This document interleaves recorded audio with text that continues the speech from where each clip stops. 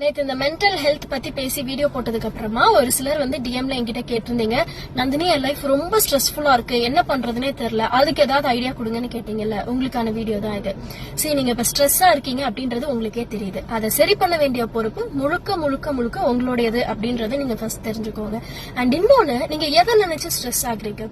சில விஷயங்கள்லாம் வந்து நம்ம கண்ட்ரோல்ல இருக்கும். அதை நினைச்சு நீங்க ஸ்ட்ரெஸ் ஆகுறீங்க அப்படின்னா அதெல்லாத்தையும் சார்ட் அவுட் பண்றதுக்கான வழியை கண்டுபிடிங்க. அதுக்காக நீங்க எஃபர்ட்ஸ் கொடுங்க, ஒர்க் பண்ணுங்க.